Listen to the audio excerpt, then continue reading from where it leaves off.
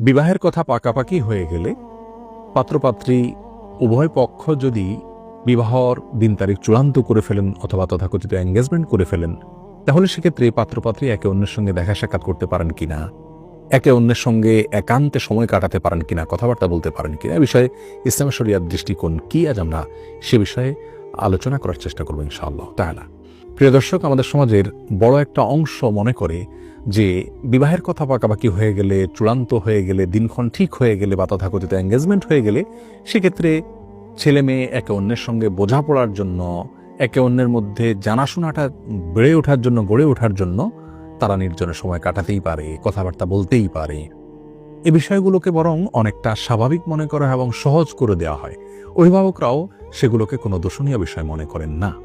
অথচ ইসলামী শরিয়ার দৃষ্টিকোণ হল, যতক্ষণ পর্যন্ত দুজন সাক্ষীর উপস্থিতিতে এক পক্ষের প্রস্তাব অপর পক্ষ গ্রহণ না করবেন, মহর নির্ধারণ হবে, অর্থাৎ আগদ সম্পাদন যতক্ষণ পর্যন্ত না হবে ততক্ষণ পর্যন্ত তাদের উভয়ের মধ্যে সম্পর্ক হবে একজন অচেনা নারী এবং পুরুষের মধ্যে যেরকম সম্পর্ক থাকে ঠিক সেরকম। অতএব এরকম অবস্থায় একে অন্যের সঙ্গে নির্জনে সময় কাটানো, কথাবার্তা বলা, ভাব আদান প্রদান করা এবং একান্তে একে অন্যের সঙ্গে থাকা, এটি সম্পূর্ণরূপে হারাম একটি কাজ হবে। ইসলামী শরিয়ার দৃষ্টিকোণ থেকে এটি কোনোভাবেই জায়েজ নয়। কারণ তথাকথিত এঙ্গেজমেন্টের মাধ্যমে বা বিবাহের দিনক্ষণ ঠিক করার মাধ্যমে, বিবাহের কথা পাকাপাকি করার মাধ্যমে কখনো পাত্র এবং পাত্রীর সঙ্গে স্বামী স্ত্রীর সম্পর্ক হয়ে যায় না। আর স্বামী স্ত্রীর সম্পর্ক না হলে সেক্ষেত্রে তাদের দুজনের সম্পর্ক দুজন অপরিচিত নারী পুরুষের সম্পর্কের মতোই। এরকম অবস্থায় আল্লাহর ভয়ে একে অন্যের সঙ্গে সম্পূর্ণ স্বাভাবিক দূরত্ব বজায় রেখে চলা উচিত। পাত্রপাত্রী একে অন্যের থেকে যদি কোনো কিছু জানতে হয়, কোনো কিছু জানার প্রয়োজন মনে করেন, তাহলে সেক্ষেত্রে তারা পত্র যুগে, মেইল যুগে যোগাযোগ করতে পারেন। অথবা অন্য কোনোভাবে যোগাযোগ করতে হলেও ইসলামী শরিয়ার পর্দার যে নীতিমালা আছে সেগুলোকে সম্পূর্ণরূপে মেনে তারা একে অন্যের থেকে কোনো কিছু জানতে চাইলে জানতে পারেন।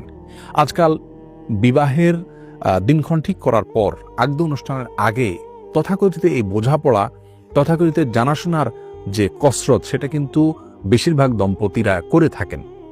এর পরেও কিন্তু বৈবাহিক জীবনে বা দাম্পত্য জীবনে তারা সুখী হতে পারছেন না।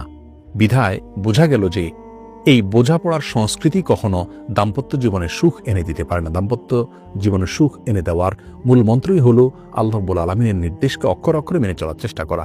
যে বিবাহের শুরুতেই আল্লাহর অবাধ্যতা থাকে, হারাম সম্পর্ক থাকে, সে বিবাহের মাধ্যমে দাম্পত্য জীবনে কখনো সুখ আসতে পারে না, যেটা আমরা দেখতে পাচ্ছি আজ অহরহ আমাদের সমাজে রয়েছে।